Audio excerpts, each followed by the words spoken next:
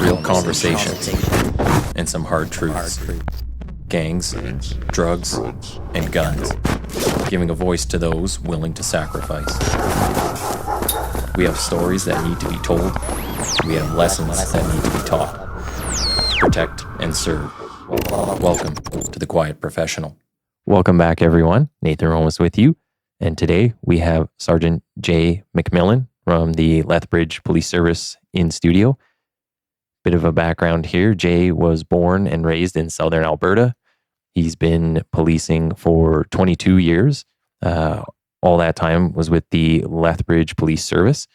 He's worked in areas covering patrol, downtown policing unit, canine, and the priority crimes unit. He's currently a sergeant in quality assurance section, a member of the LPS tactical unit, and the president of the Lethbridge Police Association. He's been in the association for approximately 17 years and president for about 9 of that. So welcome, Jay. Thank you for having me. So how do you do 3 jobs at once?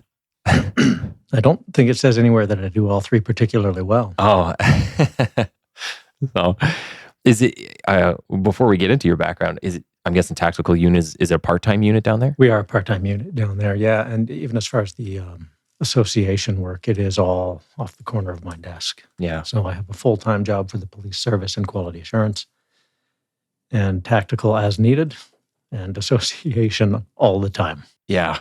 Oh, I know how busy our guys are, and their phone's on all day, every day, the whole year. It's pretty nonstop. Especially in today's world. I imagine, you don't have a chance to stop. It's not getting any less or any easier, that's for sure. So maybe we'll start at the beginning, and if you can kind of tell us about yourself, where you come from, and what led you into policing. That's a convoluted story, and I'm not even sure I know what led me into policing. I just sort of ended up here. But I'm a Southern Alberta boy, as you said. I'm born in Calgary, but never lived there. My family lived in a town south of Calgary, about halfway between Calgary and Lethbridge, actually. A town probably everyone's driven through and got a Slurpee at, but nobody ever came from, and that's Clare's home. Small town, 3,500 people when I grew up there. And that was some time ago. But I grew up there, and my father owned a sporting goods store, his own business. My mother worked as a volunteer coordinator in a center for addictions and mental health. And it was a fairly typical standard upbringing, really. A small town. Because my father was in sporting goods, that was my life.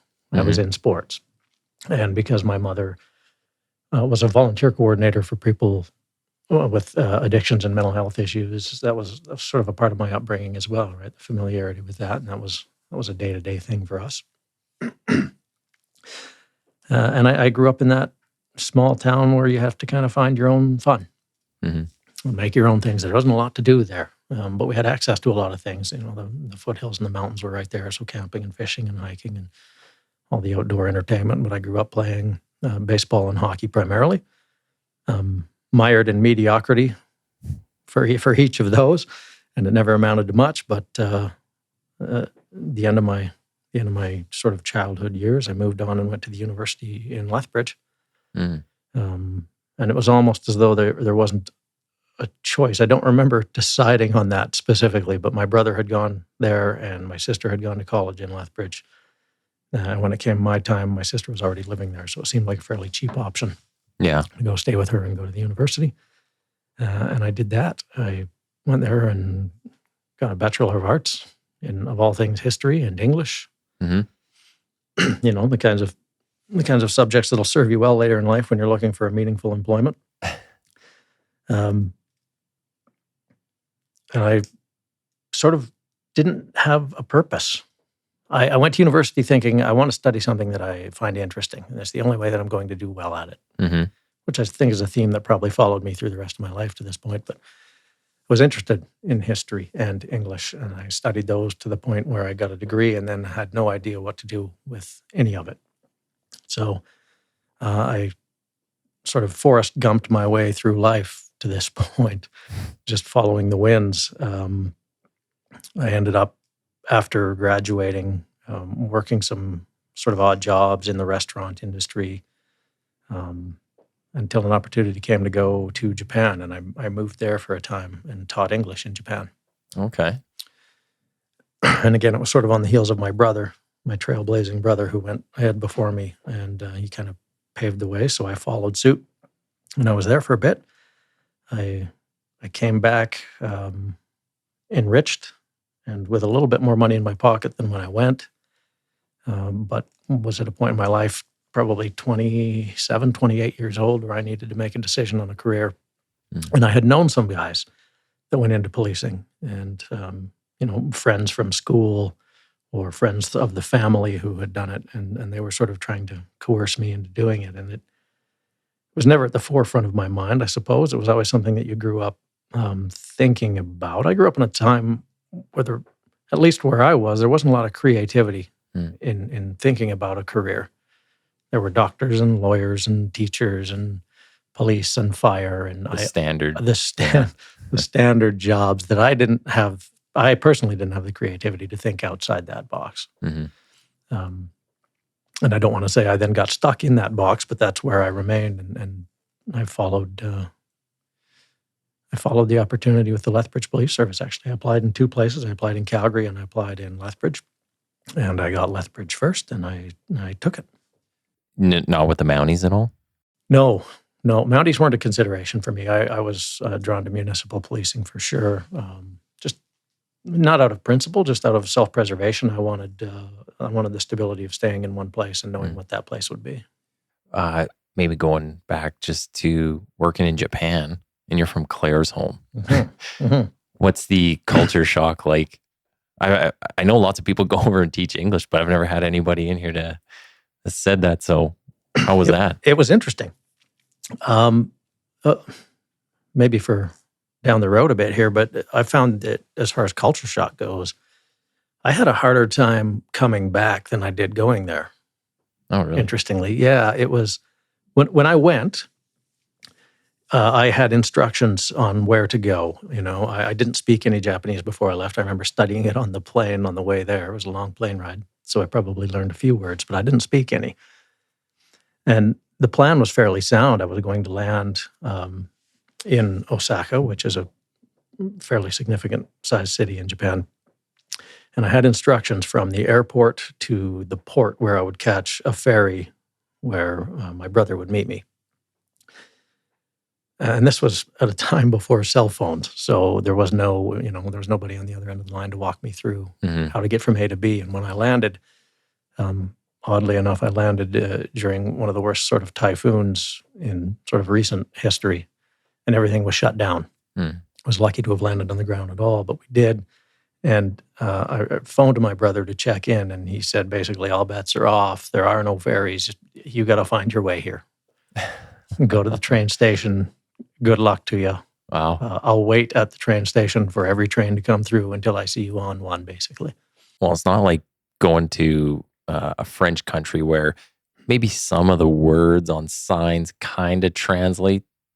You're going over and you're like, I don't know what the hell any of this is. Yeah, no, that's exactly it. I was, I relied on all my training in Japanese culture, which, consisted of a Tom Selleck baseball movie and I think Shogun, the book. But I had to find my own way, and it was a massive puzzle. I remember standing on a train platform, and I knew what the kanji symbol was, or the Japanese symbol was for the town that I needed to get to, and so I drew it as best I could on my hand, and then I would walk from train platform to train platform looking for one that matched. And trying to interact with the train staff to see if I was on the right track, literally. And sort of fumbled my way through, but several hours later and a couple of train transfers, I got on the Shiokaze and made my way to where I was supposed to be. How long were you there for? I was only there for about a year. Oh, yeah. More than most people would go away for. Yeah, maybe so. At times it seemed really long, and at times it seemed like it was not long enough. But, I had friends who have done it both before and since, and it seems to be there's this sort of point of no return when you go to Japan where at a certain stage there's a decision to be made where you get really comfortable there, and you make a lot of friends, and maybe you find a significant other, Mm-hmm. and it becomes harder to come back for them when you become a bit ingrained. I never got to that point in the first year, so it wasn't particularly difficult. But there was a lot of cultural learning to do when I got there, and I absolutely loved it. I didn't live in a major city. I lived in a smaller town, not unlike the size of what Lethbridge is. Honestly, it was about 100,000 people where I lived, so it was a bit quieter. And aside from being one of maybe 5 or 6 white people in the region, I fit in fairly well, and it was pretty comfortable. Have you ever gone back since? I haven't been back since. No, and it's not by design, other than opportunity and probably cost. It's become pretty expensive. Yeah, and because you'd still have to fly and then ferry, and there's a few ways to get there. Yeah, it would, and I would love to go back, and I plan to at some point when I get the opportunity to go back and see some of my old haunts. Did you retain any of it? Can you speak anything? A little bit. Yeah, a little bit. But when I came back, I came back, and it was a bit difficult, just the sort of change of pace. I didn't have the alone time that I had over there. One of the interesting things I found when I got back, as soon as I got back, is that I could understand everything that everybody was saying around me. Oh, okay. And it was a distraction. I mean, I could wander around blissfully ignorant in Japan. Mm-hmm. The background conversations were just that. It was sort of white noise, and I could understand some, but not everything. Mm-hmm. And when I came back, I remember getting off the plane and sitting in a restaurant, and I was irritated that I could understand everything everyone was saying at the tables around me. I found it really distracting and hard to focus. And then there was so much, I was driving again for the first time in a year. I'd been taking public transport, walking, and bicycles, and it was just it was very different coming back. Wow. Yeah, I wouldn't even think about half of those things till it actually hits you, and then you're kind of like driving again. I know I go on vacation, and if I've been gone for like a month. Yeah, I come back and I'm like, I don't know if this is safe. Yeah, you have that. Be gone for a year. Those odd things where you have that half second or full second pause at an intersection, thinking, "Am I right? Can I turn right on a red light here?" I don't remember, because the rules are all a bit different. But so you said you talked a bit about your family, that your parents weren't in policing, but did you have anybody in policing or even military that kind of maybe made you think about a career path in this at all? No, none of my family were in policing. Mm-hmm. I have a brother-in-law who was a firefighter, but my brother was not in policing. My sister was recently retired, a nurse. My parents, no. Grandparents, no. I had an uncle who was with the U.S. Army in Vietnam, 1965. I had another uncle. I knew him as uncle. He was actually my great uncle, as it turns out, but I only ever knew him as Uncle Wally. He was ironically, he was on Wake Island with the Marines in 1941 and was captured by the Japanese. Oh, wow. So my Uncle Wally was also in Japan, though not of his own volition. Yeah. And he spent the entirety of the war in a prisoner of war camp on the island of Kyushu. Mm-hmm. But he wasn't a soldier. He was a civilian contractor who happened to be in the wrong place at the wrong time and paid a significant price for it. But not even a significant military background in my family. It just sort of was, if it were a Bugs Bunny episode, I would have ended up policing by taking a wrong turn at Albuquerque. Yeah. So maybe what brings us up to getting into Lethbridge, and what year did you go through training? 2001, January 2001. And what did training look like back in that time? Well, because of my background, being sort of liberal arts educated from the university, I had no background in, I didn't go to the college in Lethbridge, which is a popular place for people to go and take the criminal justice program. I didn't have any of that. My familiarity was everything I learned from, watching T.J. Hooker as a kid. I didn't know policing. I didn't know criminal law. And we did all of our training in-house, and it was essentially a 6-month program in-house. And some of my classmates would have had a bit of a leg up because they came from the CJ program and they had some familiarity with it. But for me, it was an entirely new world and a complete shift in thinking on everything. Yeah. Yeah, it was a bit of a wake up call for sure, and with the heavy emphasis, rightfully so, on officer safety, I was oblivious to those kinds of things. Mm-hmm. That I'd never been in a situation where people meant to do me harm for any reason, let alone simply because of what my profession was. So that was an adjustment for me, a bit of a paradigm shift, and we did our 6-month training there, and then assigned, probably similar to here, assigned to a field training officer out on the road for 3 months, and then off you go.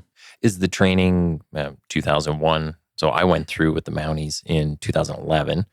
I found 2011 not much different than nowadays, what I see in the training.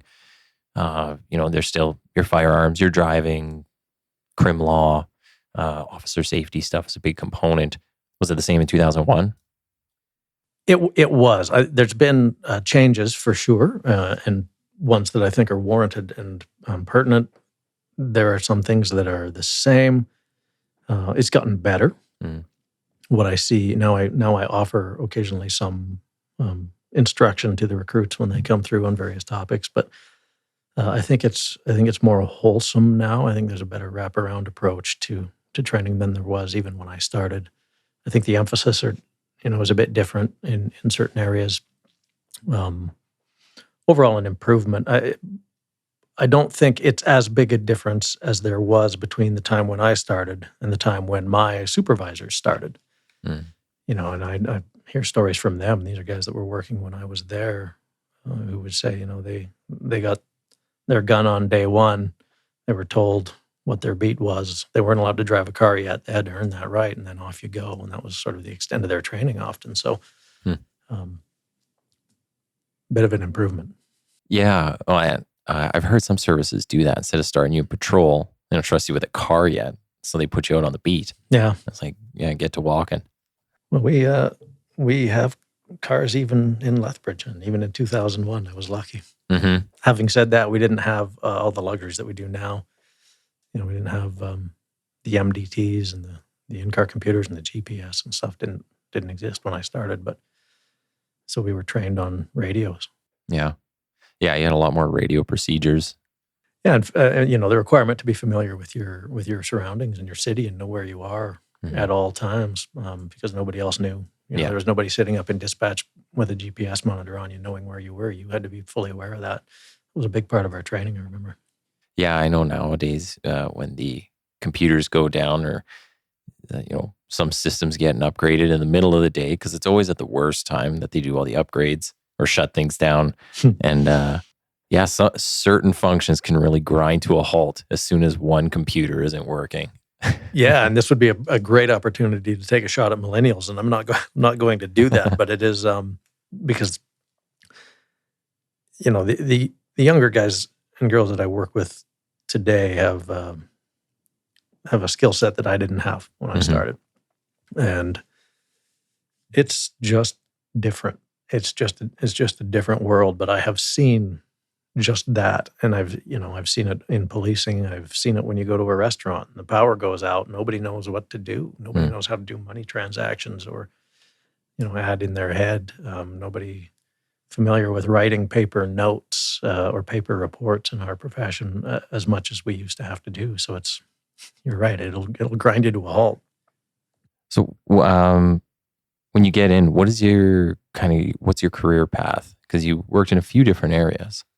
I did, yeah, and I'm looking at it on paper, and it looks like a lot. I feel like I need to manage expectations a little bit here. I started in patrols, as everyone tends to do. Yeah. And I worked that for a few years before going into the downtown policing unit, which was not wholly different from patrols. And it was sort of in its infancy. It wasn't particularly well established yet in Lethbridge, but we were restricted to the downtown.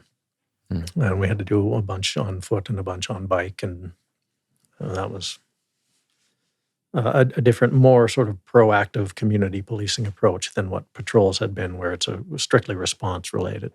Okay. Is Lethbridge broken down similar to Edmonton? We have 6 divisions. So downtown is one of the divisions. Yeah. But the way you describe downtown, at least when you were there, it sounds more like what we would call beats. And you have like a very small geographic area. Yes. Yeah, and we don't have districts. Probably Lethbridge would be the size of one of your districts, I suppose, or close to. But we have beats. We have, the city itself is divided into 3 sections. There's the west side, the north side, and the south side. And though the beat map has changed a little bit, the north side is one, the south side is one, the west side is one, and downtown is the 4th one. Okay. It used to be the north side was divided into 2 beats and the south side into 2 beats, but that's not the case anymore. Those lines have been redrawn. So we essentially have 4 beats, and downtown is the smallest of them. Mm-hmm. You were saying that the city is about 100,000 people? That's correct. So how big is Lethbridge Police Service? We are, our authorized strength, that which we are allowed to employ, is about 174. Oh, really? Okay. Yeah. It's not a lot, and we don't have that.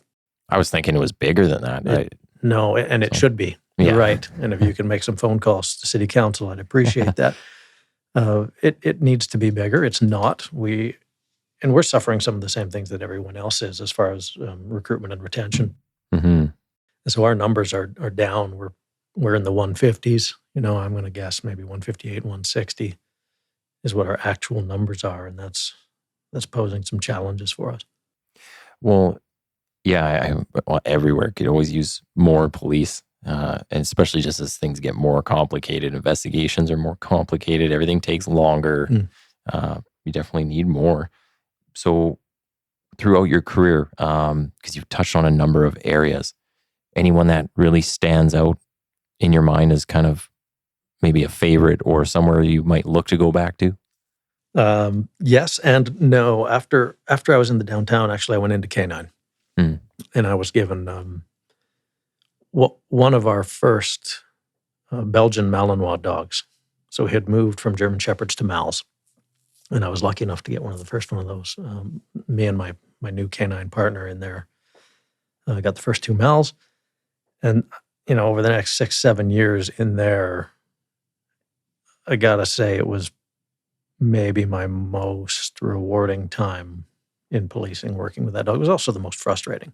Mm-hmm. It can be a very difficult assignment. And whether people admit it or not when they're in there, you feel an immense amount of pressure, when they call in the dog to find someone who otherwise would not be found or the evidence that otherwise would not be found. You damn sure want to find it or find them. And when you don't, there's a bit of embarrassment and there's a bit of frustration involved, maybe even a bit of anger, because you want to perform. Mm-hmm. You want to play your part for the team. You've got a specialty position. Mm-hmm. You've got a great responsibility, and you want to fulfill that. And when you can't, it can be frustrating. But the opportunity to come to work every day with your best little buddy, there's nothing like that. And I never had as much fun in policing as I did when you went on a long search or a long track and actually found someone who had committed a crime. Pretty satisfying. Mm-hmm. Yeah, well, when you go to a scene and there's 12 constables there, patrol guys, and if you're screwing something up, maybe nobody notices. Right? Yeah. But there's only one dog there. Well, they look at you. They're standing outside their cars on cordon points, freezing their butts off, and they're looking at you, thinking, "Okay, hotshot, do your job. That's all we ask." Mm-hmm. And your dog decides to pee on a fire hydrant and go in the back of the truck to hide from the cold. It's not good. But I found through the course of K9, if I didn't know this already, that I was not the smartest member of the partnership with my dog. Clearly, most of the mistakes that were made were mine and not the dog's. They naturally know how to find things and find people, and when we didn't, I think I could probably fairly blame myself. Well, I guess because you're reading the dog essentially. Yes. So, and then one of the things I was going to ask too is, so you do part-time tactical. So how does that work? I'm guessing it's similar to what I might have seen with the Mounties, where they called people in from patrol or wherever they're working on their day-to-day. Then they come together to do whatever the tactical mission is. Yeah, it's the same in Lethbridge. We have about a 15-member team, and they're assigned throughout the organization. And when a critical incident occurs and there's a requirement for the tactical team, we get called out and we drop what we're doing and go, unless it's a member of patrols who's actually at that critical incident, and then they try and contribute from that position. But ultimately, you're getting called in, or you're getting pulled away from your day-to-day task to go deal with it.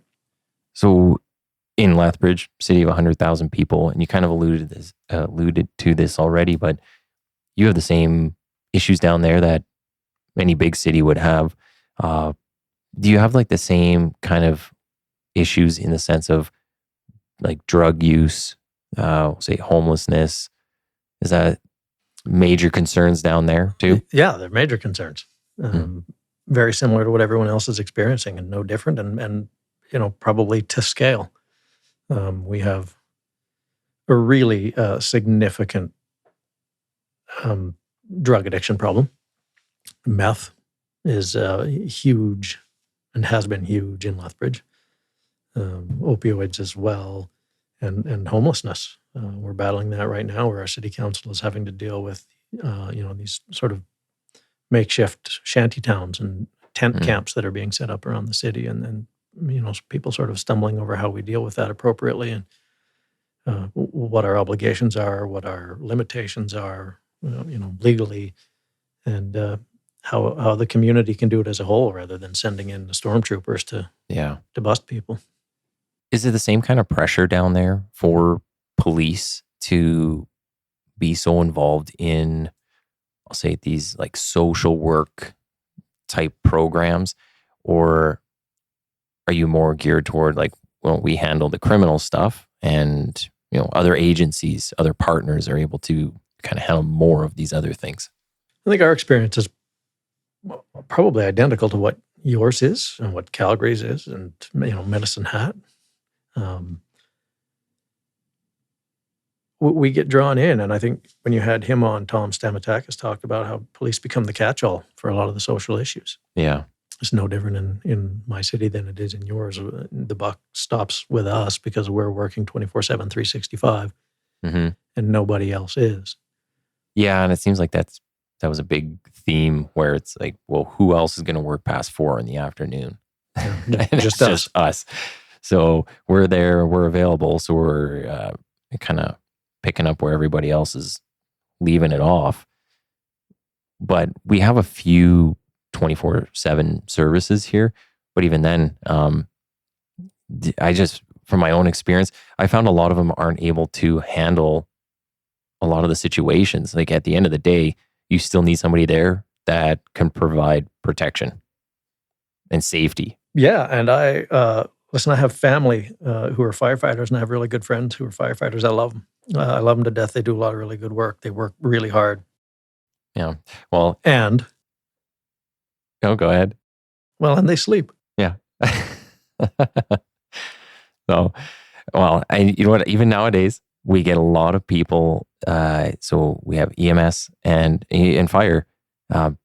They stage a calls now, right? So they can't go in until a police officer shows up. And this isn't to like knock them, because they have their function and what they're there to do.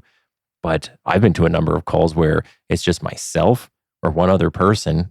So 2 of us show up, and you'll have, was it on a fire truck, 6 people, 8 people? Yeah. You'll have a whole bunch of them. You'll have 2 EMS people. Yeah. You might have a bunch of bystanders there, and there's one of you, maybe 2, to deal with whatever crazy shit show's going on. Yeah. Like, nobody else can help me. Nobody else can step in. Yeah. Yeah. I'm just going to, get into this fight by myself. That's frustrating. Yeah. Having said that, we have a really good relationship with our firefighters too. And because we're a smaller city, we see them a lot. And so we end up at the same calls a lot, and you know them by first name. And I have no doubt that if something like that were, to arise, that, one of my friends with the fire department would step in and help me out. And they've done it in the past. So yeah, I appreciate what they do, but I can't pass up the opportunity to take a shot at them. Rightfully so. That's as old as time. It's like cats and dogs. So what led you into association work, and how did that kind of start for you? It was about 2005. So I I had been on for about 4 years, which doesn't seem particularly long to get involved in association work. But, you know, much like probably everyone else who's been in policing, you go through highs and lows and ups and downs, at various stages in your career where you think it's the greatest thing in the world to be doing this. And then you think it's horrible and you can't wait to leave and you're looking at other opportunities. And it sort of fluctuates between those two. And I think at some point in time, I had some frustrations with how management was conducting their business. And I was young enough to have an inflated sense of ego to think that maybe I can help or maybe I can stop this nonsense. And I, at very least, knew that I wanted to be a part of it. Mm-hmm.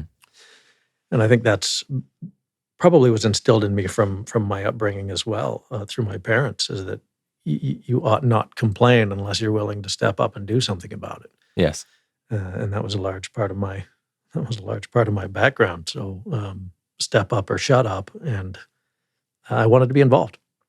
And, I respected some of the guys that were on the association board, and I, went to them for advice and thoughts on things. And I thought, I'd like to be in that position. And at very least, I'd like to have a greater understanding of the organization as a whole, have a bit of a broader view on how things work around here, because it's really easy to complain when your view is limited. Mm-hmm. Well, the association definitely provides that. And I've only been in the director spot, or one of the director spots here, for coming up on a year. And it's quite an eye-opening experience. And especially when you get to sit in and watch, if you get to watch police commission meetings or city council or something, you pay attention to these things more because it has a more direct impact on what you're doing. Very different world. Yeah, it's a real boost to your organizational awareness. Mm-hmm. And you will see and experience things that will increase your, if you have any disdain for management, but you will also see things that help you to understand why they're making some of the decisions they are, some of the challenges that they face. And when you're in a position to be engaged in conversation with them on those topics, I think it helps the members to have an advocate at that table, but I also think it helps the organization to sort of function when you're working together in that regard. Yeah. Well, and so did you start out as a director, or did you go straight into a different position? Yeah, I was a director. And so I've been there since 2001, and that's 22 years. In that time, there have been 2 association presidents only, my predecessor and me, over the span of 22 years. So continuity hasn't been an issue. In Lethbridge, there hasn't been a lot of turnover. But I went from being a director for a few years into being the secretary.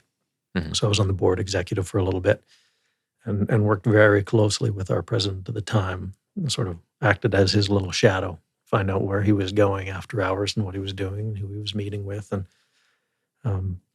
all the things that happen in the background that, most of our members don't know about, aren't aware of, or don't appreciate have to happen. Mm-hmm. And I learned a lot of those sort of things from him. And when it came time for him to retire, it was almost just natural for me to step into that spot because I had studied it. Well, it's good. You have a mentor, right? You have somebody to show you the ropes. I couldn't imagine going into the president or vice president spot here cold. Yeah, it would be a really steep learning curve. And I think you would look for that level of succession planning in any kind of organization, I would think, where you actually plan ahead to the best of your ability. I mean, in our case, it's subject to voting. So, there was always a possibility that I could get voted out. Mm-hmm. But I don't think that you can plan for that. I think you got to plan for what you can control. And, you need to prepare a little bit for the future. So we spent some time working together and I was trying to develop myself so that, that when the day came that he was no longer there, if I could use him as a crutch on the outside for a bit, great, but I wanted to be in a position to be able to do his job. And then I got it. And, I've been in that role for, I think it's 8, maybe 9 years as president, but 17 on the board as a whole. Most of my career, I've spent more time in that role than I have in any other, for sure. Mm-hmm. Do you plan on staying there for a few years, or you have plans of doing anything else? Plans. we have an election here this fall, and I will run again. Mm-hmm. And then after that, we'll see. But I've spoken to your president, Mike Elliott, a lot, and we're both of the same mind that everything has a shelf life. Mm-hmm. Having said that, you need someone to be able to and be willing to step up and take over. Mm. And so, part of it is helping to develop, the younger members to come do that. So I think what my goal is to set someone up to be in a position, whoever's willing to do it, to take over for me. Well, and speaking on that, so maybe we'll get into a bit of the work and focus of the association and what you do. Is there any specific lobbying or things that you are working on that you're kind of hoping to see something come out of? Well, a large part of what we do as an association is in relation to sort of relationship building. And we have that really, really well in our province right now. And Lethbridge is a member of the Alberta Federation of Police Associations, as is Edmonton, Calgary, Taber, Camrose, Medicine Hat, Lacombe, Blood Tribe. And we do a lot of work together.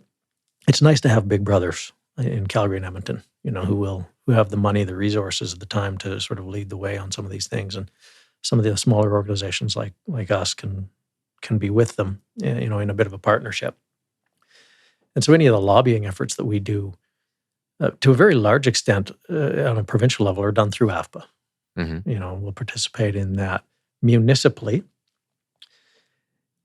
Again, it's a little bit different because of the size of our city, and we generally kind of know one another. Yeah, and so it's not unheard of for me to be able to go down to City Hall and meet with a council member, or meet with commission or something. You try to establish those relationships locally so that you can, have an impact on your organization and your municipality, but also, foster that provincial relationship so that on a provincial level, we can maybe make some changes in lobbying for legislation and so forth. And, the one I can think of, although it was a little while ago, led by Calgary that we partnered with them on, was the change in legislation for paying at the gas pumps, right? Yeah. Prepaying your gas. Yeah. That was a result of a nasty incident in Calgary that, AFPA got behind and pushed toward achieving. I think that was a success. And then on the national level, obviously, we are also affiliate members or members of the Canadian Police Association. Mm-hmm. So each spring we'll go out for Lobby Day on Parliament Hill and speak to our elected officials on things like the items that have been spoken about on your program before, like parole reform. Yeah. So have you gone personally? Like, have you been a part of those on Parliament going out there? Yeah. What's that experience like? It's interesting. It's encouraging and it's frustrating. It's encouraging to go out there and meet with elected officials and have them hear right from you what the issues are, so that it's not filtered through their aides and assistants and their parties, and they get to hear, from your mouth what the matter is. What I have found frustrating is that they will find something like parole reform across all parties very interesting and very appetizing. And once you leave, it might not fit their party's agenda. Mm-hmm. What's frustrating is that one side of the House may not show interest in an issue because the other side of the House does. Yeah. And that's difficult to get traction with. Well, it's almost like they, without rhyme or reason, they just, I say, of politics in general, I see this. But without rhyme or reason, it's just as soon as somebody says something is A, the other side has to say it's B. It's very reactionary. And maybe there's a reason for it. And maybe there are things going on there that I'm not privy to that, will allow me to understand a little bit better. But on the surface, it seems exactly like that. Mm-hmm. Well, and do you find in general, are the politicians, whether it's local or at the national level, are they really receptive to listening to police issues? Or is it just kind of a, we'll let you come in and talk, but we're going to do what we're going to do anyways? Both, yeah. Yeah, both. In some cases, there is some genuine interest. And historically, it's not been, popular for them to discount the police. Nobody wants to be seen as not listening or not caring about policing or community safety, public safety in general. And so, they want to at least, if they don't want to listen to you, they want to be seen to be listening to you or believed to be listening to you. And in some cases, I think you're right. It's the appearance of that that's important to them more than it is actually having listened to you or heard what you've had to say. But there are cases where they are genuinely interested and they're passionate and they care, and you will, you'll speak with elected officials whose family members are police or whose fathers, served with the RCMP or something, and they have a real vested interest in making our lot in life better. Mm-hmm. And that's encouraging. Well, that's one thing I always thought too, is just the number of people out there that must have somebody in their family tree somewhere that have worked in some of the services, even if it's paramedic or fire, not necessarily police, but somebody that is out there exposed to a lot of the danger. Right. So you think they would care. They do care. And you can tell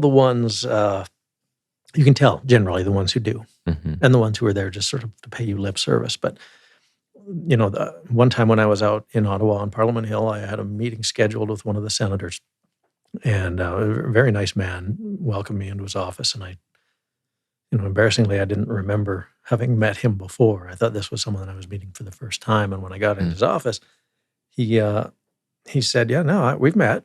We met last time you were out here. I remember you. You're the guy from Lethbridge." I said, "Oh, I'm sorry. I don't remember that. I'm a bit embarrassed about it." And he said, "No, that's fine. We were talking about legalization of marijuana." And I thought, "Oh God, what did I say?"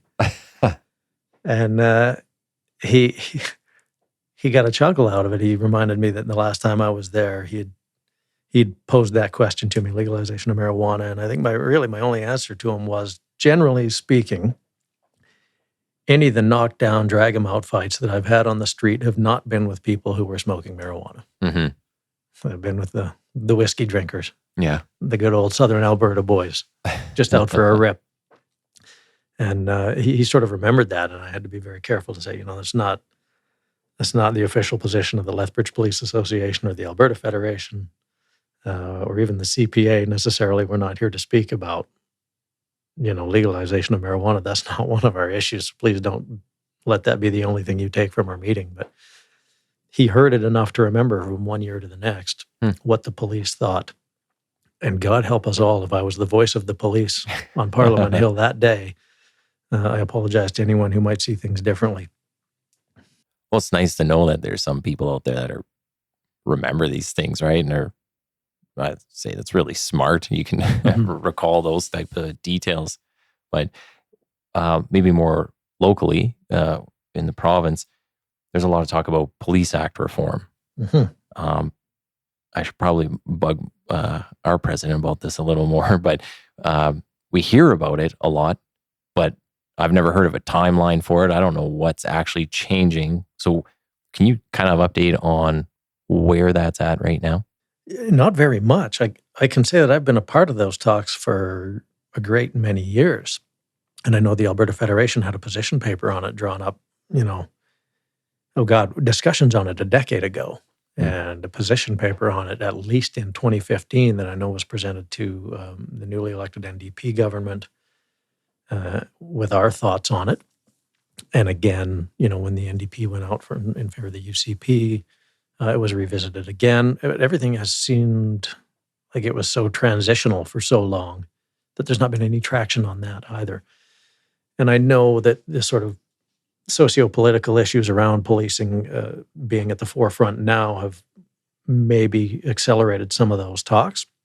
But I myself don't know the status of where government is at in relation to Police Act reform. I know that they've been discussing it, and I know they're looking at things that aren't necessarily in line with what our thoughts on it were as a provincial association. But it seems to be a long time coming. And part of the frustration in that for us is that we have a number of people in the community crying out for police reform. And there's this sentiment that we're against it.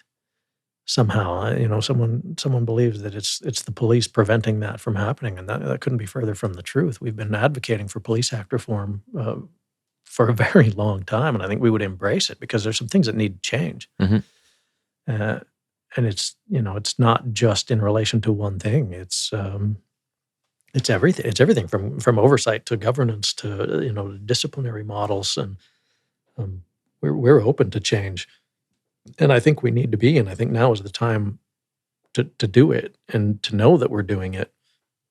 And I think it's important for people to understand how much we would embrace that kind of change. Yeah. Well, and you're saying some things aren't aligning, like between I guess the province's view and then the police view. So can you tell us a bit about that? Like, what isn't exactly, like what changes do they want that maybe we are not in favor of? Yeah, to speak intelligently on it, I'd almost have to have their last communique on it beside our last position paper on it. Mm. And I wouldn't want to for me to get into it too much, I think would be a bit speculative, and I don't want to give bad information or send anybody, any of our provincial members off on a bit of a tangent on bad information that I gave them. So I don't know if I can speak intelligently enough on it right now to drop that. Well, can you tell us maybe some of the changes that either the Lethbridge Police or one of the greater organizations are in favor of? Well, I think one of the things that was put forward that maybe has some value is in relation to discipline. Mm-hmm. And who investigates, complaints against police. Because as it stands right now, we all have our own professional standards sections. And the perception of that can be that it's the police investigating the police. And so if there isn't actual bias, there very easily can be the perception of bias. Mm-hmm. And I think there'd be a mechanism to eliminate that. If there was some independent investigation similar to what ACERT does for criminal matters, if there was an independent investigation into police misconduct, so that it's not uniformed cops investigating uniformed cops, guys that you might play hockey with or go to coffee with, or mm-hmm. I can see where that's problematic for the community. And similar to that train of thought is the timelines associated with those investigations. For the sake of our members, we want that transparency, right? We don't want to be cloaked in mystery in how a resolution was achieved with the cops investigating the cops. We would like to be vindicated where it's warranted and when it's not warranted, and when there's discipline that's necessary, that it be objective. Yeah. And that it be fair and that it be consistent and thorough, and maybe provincially there's an opportunity to do that, so that one set of circumstances in Lethbridge or Calgary isn't dealt with differently than it is in Edmonton or Medicine Hat. I think if we want anything out of discipline, it's that it's fair and it's consistent. Mm-hmm. And the timelines don't even necessarily allow for that, because of the amount of time that it takes for the investigation to be concluded and then run through a hearing and get a disposition, and appeals through the LERB. The police members want these things dealt with swiftly, and the public deserves to have these things dealt with swiftly. They make a complaint about an officer that takes a year or 18 months to be resolved, and that's not in anybody's best interest. Yeah. Well, and so to get actual reform done, what's the process for that? I mean, is there one person who has to essentially sign something at the end of it all, or is it slow moving because we always have to have 20 people in a room together? Yeah, well, it's slow moving because it requires legislative change. Mm. So changes to the Police Act and the Police Service regulations would be required, and that any change of legislation takes forever. They run it through their committees and their focus groups and their discussions, and then you have provincial government change, and it gets put on the back shelf or on the back burner again and isn't revisited. And then trying to get consensus on any issue, let alone one as contentious as policing right now, mm-hmm. it's just slow. It's frustratingly slow. Well, and since we're talking kind of about reform, do you think a lot of the criticisms of police, whether it's the militarization, systemic racism, there's all the use of force stuff, are they kind of fair criticisms? I think there are some that are fair. And I think there are some that are not fair. That's a real middle of the road kind of answer. That's atypically non-committal for me. But it's true. People have legitimate concerns about members of the police. And listen, it's no secret. Policing is like any other profession in that there are some assholes. Mm-hmm. There are some people who are not necessarily particularly good at it. They don't have an affinity for it, and there can be a lot of reasons for that. We have some people who are that way by nature. We have some people who are that way because they've been damaged by the work that they do. And misconducts come in all different sizes, shapes, and flavors. So, but the truth of it is there are misconducts that occur. Mm-hmm. There is some bad police behavior. I will say that it is remarkably small percentage of the interactions that police have with the public that result in that kind of behavior. Now, I mean, and you're looking at a scale. It's a sliding scale too, right? A misconduct can be something as simple as someone being rude. One of our members swearing at a member of the public, mm-hmm. and you can't do that. That's not professional. It's not appropriate. And then there's the complaints of excessive use of force, which is at the other end of the spectrum, or criminal activity, which is one step worse than that. But these instances do occur, and we can't pretend that they don't occur. And mm-hmm. we can't, throw up our invisible shield and say, no, the police never do anything wrong. You just do what we say, follow along, because that's not fair. It's not appropriate. We, you can't escape the fact that we're human in this job. And we're subject to all the pressures that every other human faces on a day-to-day basis. The difference for us is that the level of scrutiny and oversight is not like any other profession in the world right now, mm-hmm. including doctors and lawyers. Those whose demands are significant, but they don't necessarily face the same level of oversight that we do. And I was actually just going to give that example. Is I don't think the level of scrutiny is fair, given that there are other professions out there, people dealing with individuals in vulnerable positions. Doctors are a good example. And if a doctor gets in trouble for sexual assault, right? You have somebody in your care and you do something you're not supposed to, and you're in trouble for sexual assault. Well, we don't have people going and marching, saying, I don't trust all doctors, fire doctors. The other thing too is it seems like every time police get in trouble for something, it is instantly just throw them in the fire everybody. We basically want their heads. And that's from politicians too. Yeah. And I was like, well, end of the day, who do you think is going to be there to protect you at the end of the day? You can't get rid of the police. You shouldn't, not that you can't, but I guess you shouldn't be treating everybody like, complete garbage, and blanket statement on all the cops, because there's lots of good ones in any profession. Edmonton alone has 1,800, 2,000 sworn members. I'm pretty sure there's going to be one bad person in there, if not a couple. Yeah. So just the overreaction to a lot of things, some of it's valid, but there's a lot of overreaction to a lot of situations.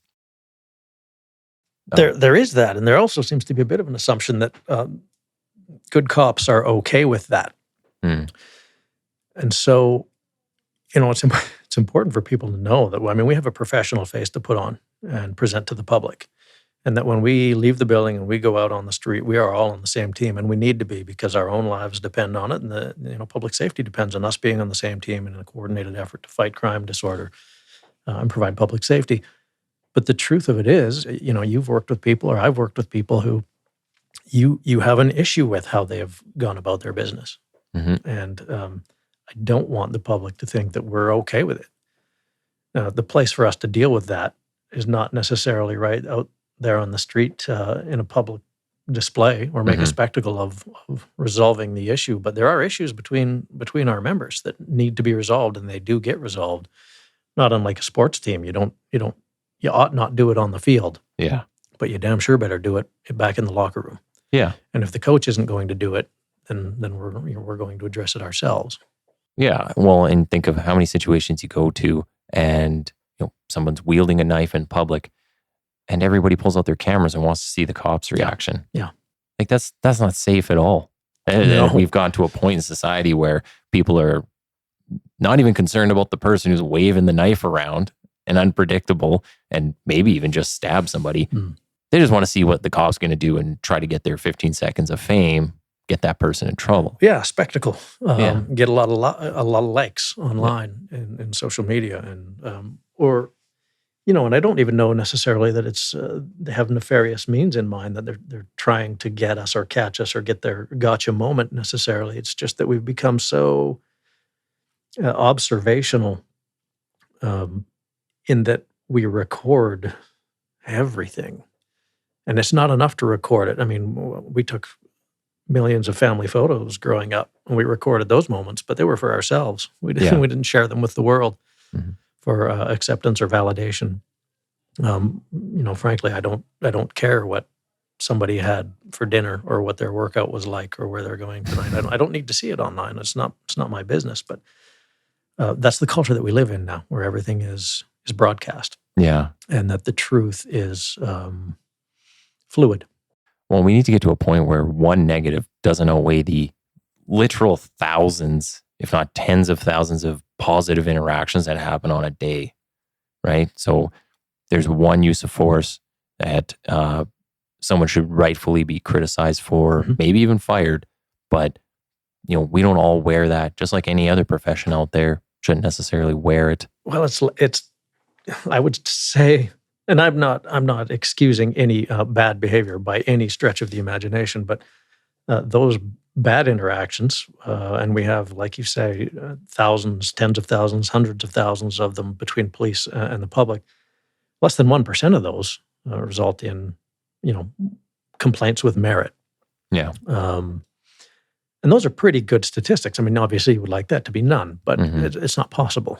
We're not robots. We saw how that worked out for Peter Weller and RoboCop. It's not it's not achievable. Yeah. It's not something we can do. And I'm okay that the public won't accept bad behavior. They shouldn't. We should be held to a higher standard.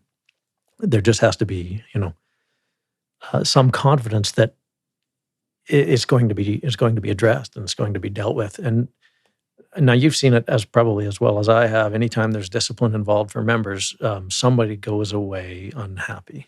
It's either the member's unhappy because it was too severe, or the member of the public is unhappy because it wasn't severe enough. And in some cases, it's both. They're both unhappy. One side thinks that they were leaned on a little too heavy. The other side thinks it's not enough. They should be fired.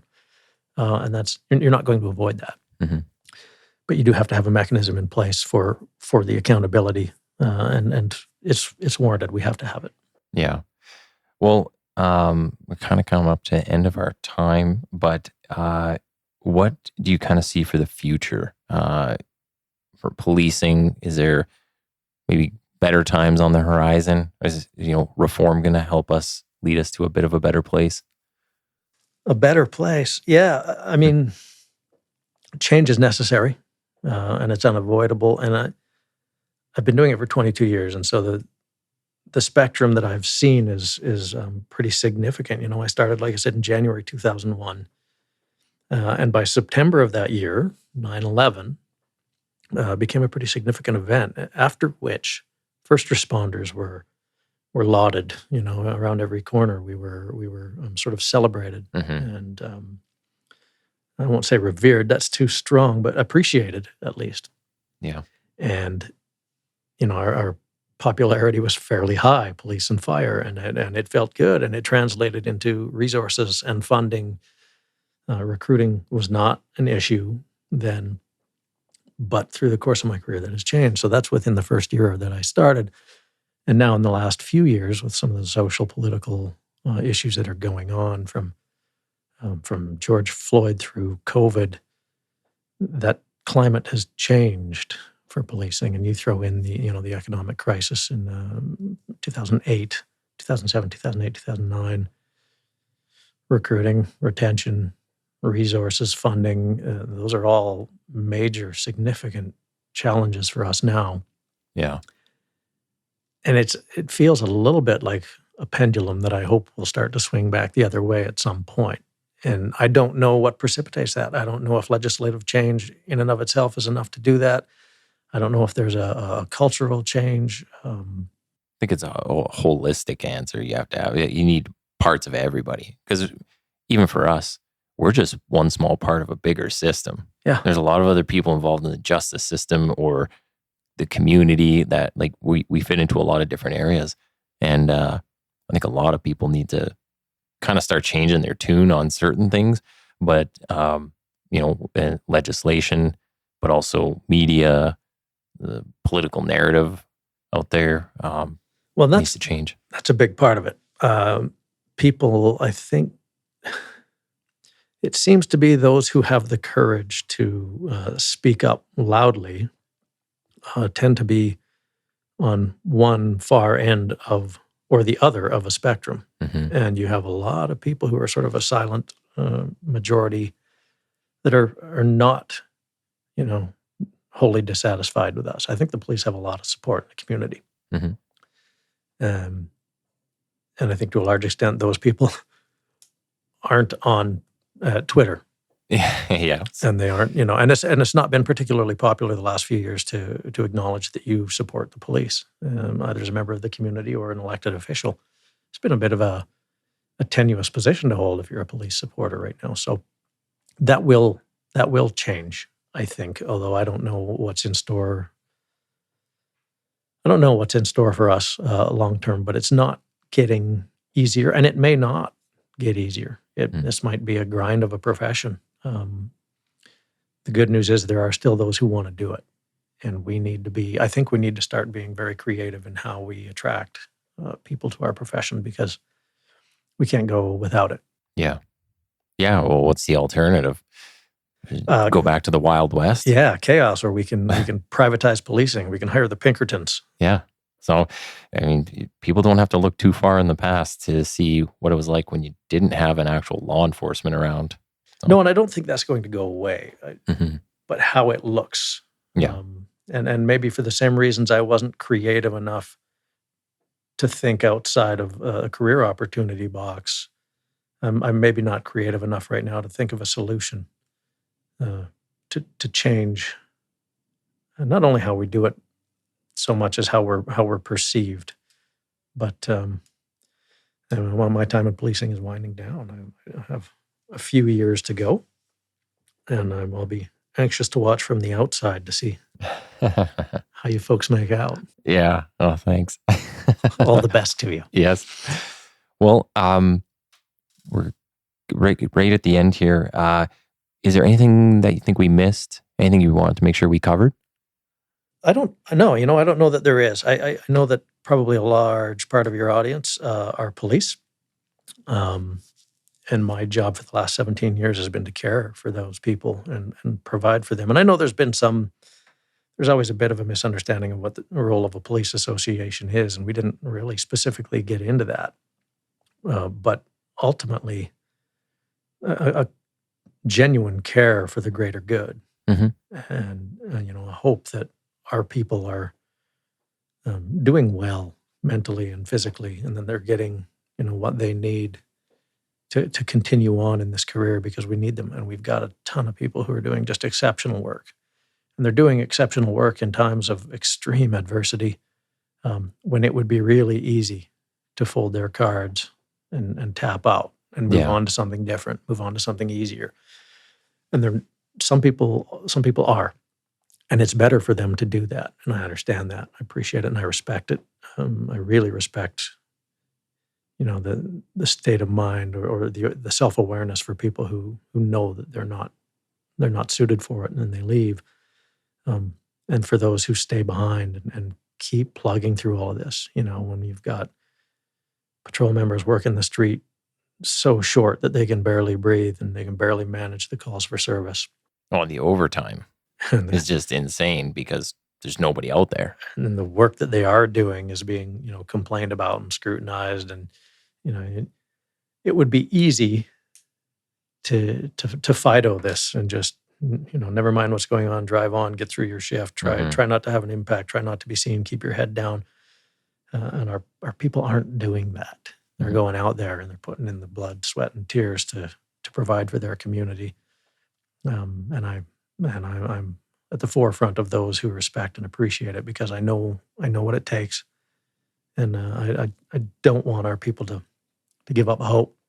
I don't want them to stop doing what they're doing because I think it has to come a bit from within, and we need to show the appreciation for each other if we expect the community to do the same. So for everybody who is working, there's a lot of people who appreciate you and count me among them. Well, and where can people follow some of your work? Well, I hope that they don't.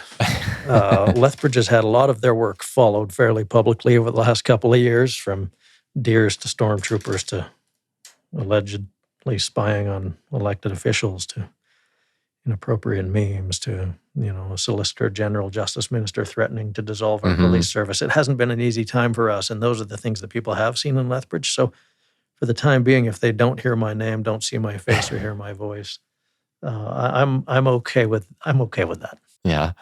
Well, I think your members appreciate at least you coming on here, and they'll hopefully listen to what you have to say.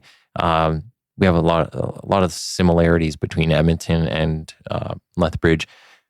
Some of the topics we didn't cover, I had Mike on, so our president, for people listening, and we talked about specifically what an association is for, and some of the other things we did cover. So I think in totality, if people listen to both of those, and when Tom Stamatakis was on as well, between the three of you, we get like a really good view of kind of what's going on in the world today with police, and then the associations and what they're up against, but also how they're helping people. Yeah. So, well, we've had some interesting times down south, and I know that probably some of your members are familiar with some of the things that we've had to go through. And on another day and another time, I'd be happy to walk you through some of those adventures. Yeah. All right. Well, we'll look to get you back on. So thank you for coming all this way. No, thank you for having me. And listen, the opportunity to come to Edmonton in November when the Oilers are out of town, sign me up. All right. Well, we'll cut it there. Thank you. Thank you.